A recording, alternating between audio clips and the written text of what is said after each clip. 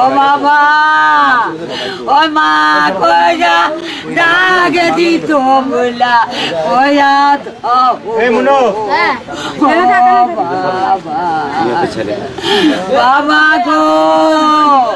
কুমিল্লায় ঢাকা চট্টগ্রাম মহাসড়কে পৃষ্ঠ অবস্থায় লাশ উদ্ধারের 7 দিন পর অটোরিকশা চালক পরাণ নামে এক যুবকের পরিচয় শনাক্ত করেছে পুলিশ।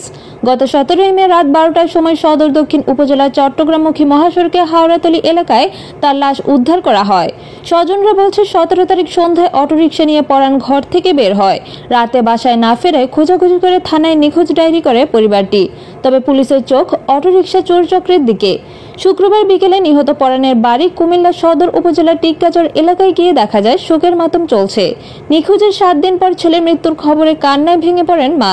ছেলেহারা মায়ের আর্তনাদে ভারী হয়ে উঠেছে বাড়ির পরিবেশ। তখন আমার ভাই যদি অ্যাক্সিডেন্ট যদি বিশ্ব রোডের ভিতরে করতো তাহলে আমার ভাইয়ের হাতে মোবাইল ছিল, হাতে মিশুক ছিল, ওই মিশুকও নাই, হাতে মোবাইলও নাই, তাহলে আমার ভাই তো সড়ক দুর্ঘটনায় মরে নাই। আমার ভাইয়ে ডাইরেক্টলি মাইরা আমার বাইরে সড়ক দুর্ঘটনার ভিতরে পালাই দিয়ে দিচ্ছে। এটার বিচার আমি আপনারা 10 জনের কাছে চাই, দেশের প্রধানমন্ত্রীর কাছে আমি বিচার চাই।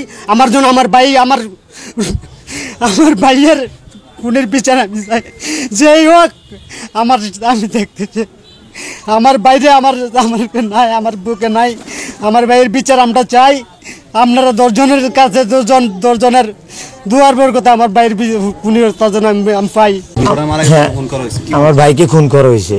কেন মনে হচ্ছে এটা? আমার মনে করা হয় আমার ভাই এখানে কুদুর ই করতো, মানে তাদেরকে সবাইকে অনেক লোক আসছিল, তাদের ভাই বন্ধু আসছিল, এই ভাই বন্ধুকে তারা হ্যাঁ আমার ভাইটা মানে এখানে অ্যালাউ করতো কুদুর, তারা মানে একটা সহপাঠী হিসাবে চলতো।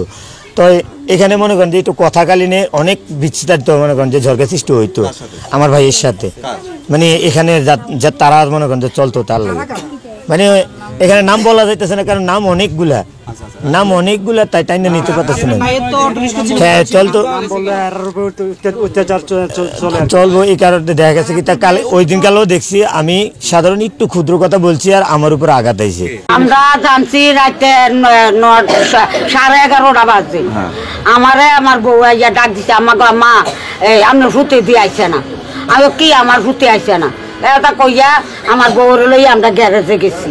যাইয়া এবার তারার কাছে কইছি আর তারা আবার ফোন করছে, আবার ফোন পায় না আমার বউ আইয়া আবার করছে, ও আমরা পাই না।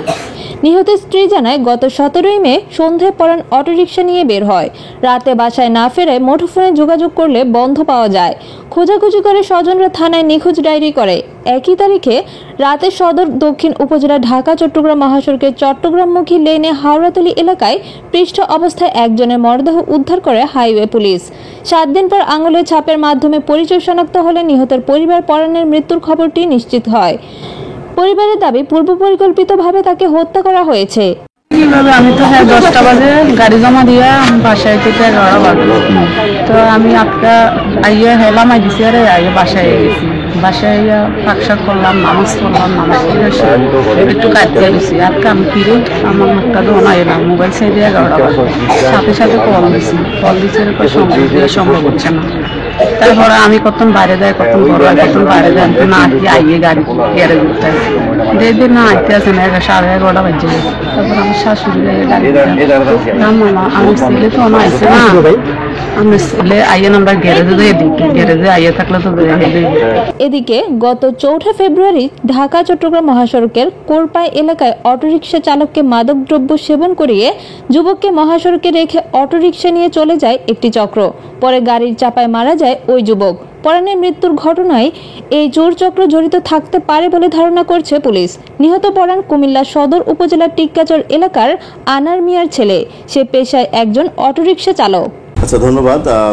এই লাস্ট যে ইনসিডেন্টটি ঘটলো টিক্কাচর থেকে একজন অটো ড্রাইভার তার অটো নিয়ে বের হয়েছিল 17 তারিখ সন্ধ্যায়। পরবর্তীতে সে আর বাসায় ফেরেনি। আমাদের কোতোয়ালি মডেল থানায় একটি জিডি হয়েছিল, সেই জিডি রেফারেন্সে আমাদের তদন্তকারী কর্মকর্তা কাজ করছিল।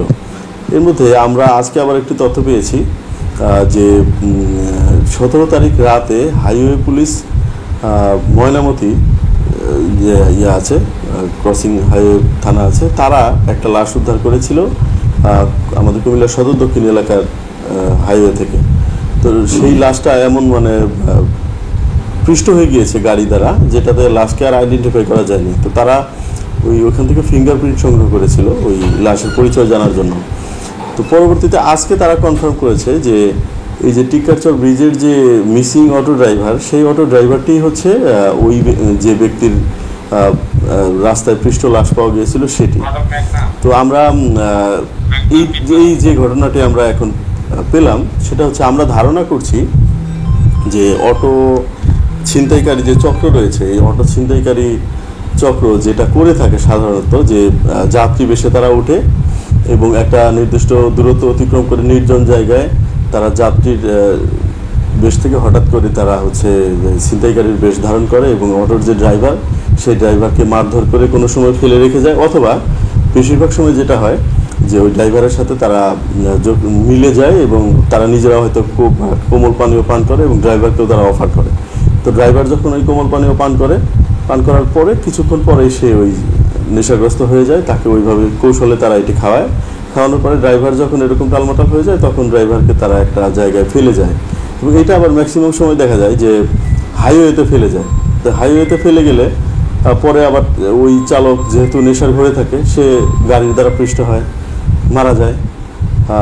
এটা তাদের একটা কৌশল হতে পারে। তো এই যে চক্রটি কাজ করছে, এই চক্রটি ধরার জন্য আমাদের সম্মানিত পুলিশ সুপার স্যারের নির্দেশনা অনুযায়ী আমরা আমাদের কুমিল্লা কোতোয়ালি থানা পুলিশ এবং ডিবির সমন্বয়ে আমরা একটা বড় টিম গঠন করেছি, সেটি আমরা কাজ করছি। আমরা আশা করছি খুব শীঘ্রই এই চক্রটিকে আমরা গ্রেপ্তার করতে পারবো এবং এই চক্রটি যেই সব ঘটনাগুলো ঘটিয়েছে সবগুলোই আমরা সামনে আনার তখন চেষ্টা করব এবং এই গাড়িগুলো উদ্ধার করার চেষ্টা করব। এই গাড়িগুলো বিক্রি হয় নির্দিষ্ট একটা বা দুইটা জায়গায়, চোরাই অটো কেনাবেচার যে চক্র আছে, অর্থাৎ আমরা এই চক্রটি এই ছিনতাই থেকে শুরু করে একদম শেষ পর্যন্ত এই গাড়িগুলোর যন্ত্রাংশ বিক্রি বা একদম শেষ পর্যন্ত আমরা যাব। আমরা সেই আলোকেই কাজ করছি। আমরা আশা করছি খুব শীঘ্রই আপনাদেরকে ভালো সংবাদ দিতে পারবো।